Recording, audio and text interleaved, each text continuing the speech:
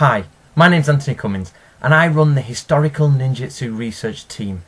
Now, what we do is we take historical ninja manuals, real manuals from ancient Japan, and we translate them and publish the knowledge and publish the English translations. So, you may or may not know, but last week, we're in November of 2011, Stephen Fry on the famous TV show QI talks about the ninja.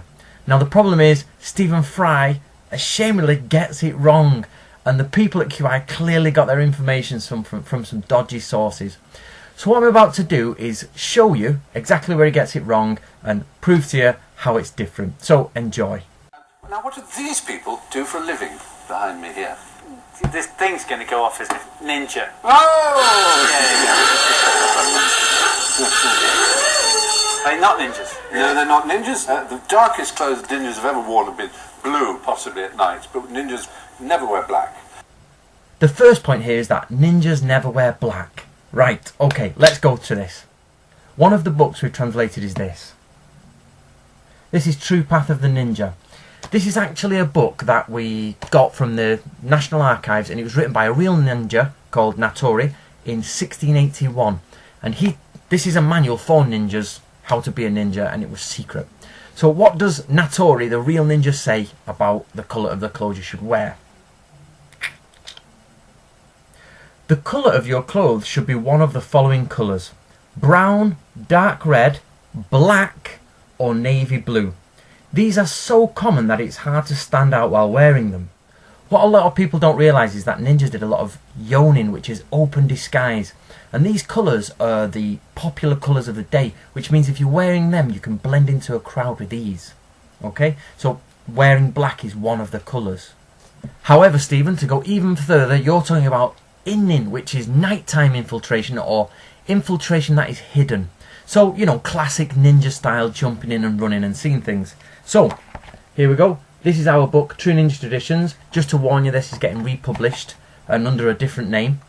So, depending on the date you watch this video. Now, inside of this, we've published some poems. These are called Yoshimori's 100 Ninja Poems, and they date somewhere between the 13th century and 1612. The actual date is unknown. However, Article 51. On a moonlit night, being dressed in white is unobtrusive, while on a moonless night you should be dressed in black. They are real ninja poems from real ninjas, and it says yes, you should dress in black. No, it's a sort of odd thing, is that there is a tradition in kabuki theatre that if anything is black, you can't see it. So people can move furniture around and things like that. Because they're wearing black, they are stagehands. And then, as a rather wonderful surprise in kabuki, they might have a stagehand suddenly kill someone. Now, the kabuki argument, this one has been going around since the 1960s, and is probably the most backwards argument in the world. As you just heard Stephen say, that kabuki stagehands gave rise to the ninja costume. This is totally without foundation. Nobody has any proof for this, and it has just been made up as a theory, which I'm afraid you can't really do. So, first of all, the first question is, did ninjas ever appear in kabuki plays? Yes, they did. Ninjas often appear flamboyant. They're doing what's called kuji-in magical symbols. They have scrolls and there's smoke and things like that, or generally magicians and that type of thing. The stagehands simply wear black, as he says. The problem with this is, how can you tell which is the stagehand and which is the ninja?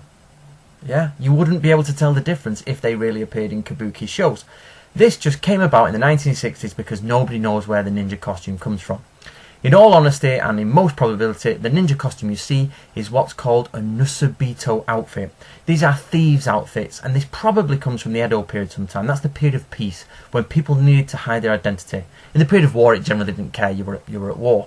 But in peacetime, they were all stationed, or they were cordoned off, and you were restricted to certain areas in feudal Japan. So, the problem was, if you get identified, people used to go to brothels that wear masks, people used to go gambling and wear masks. If they didn't want to be seen in the street, they would wear masks. It was so prevalent that the government of Japan actually tried to ban masks. So, while ninja masks are not ninja masks, this is true, they still existed in Japan, and nusubito thieves are often depicted with them. The problem here comes is that nusubito and shinobi, that's ninja, often cross paths, or often with the same person. It just depends on the type of job they are doing. So a ninja might thieve at the weekend, or if he's unemployed he becomes a thief. They're one and the same person much of the time. In all honesty, the ninja costume probably comes from Edo period Nosabito thieves and has nothing whatsoever to do with the kabuki theatre.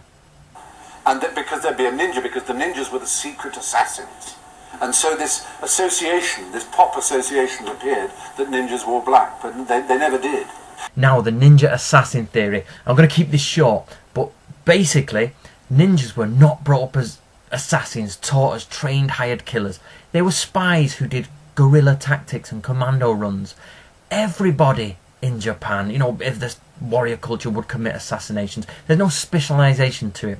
Shinobi was specialised in infiltration, so if you needed to get in someone's house at night and burn it down, or somebody needed to be murdered in their own house because it was too securely guarded, you send Shinobi. But other people did assassinations as well. Assassination is just murder for political reasons. So no, the ninja are not some secret clan of hired assassins. In the programme that was aired on TV, and not the version I've taken, it was more information was given, and the gentleman to Stephen Fry's left was talking about how ninjas used to escape and things like that, and use secret techniques to escape. This is not quite true.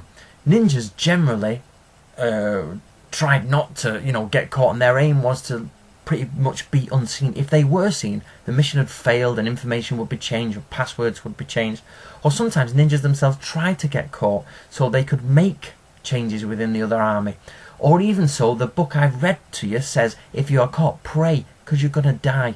You can't use a special ninja technique to escape from the inner circle of a four-ringed castle. It wouldn't work.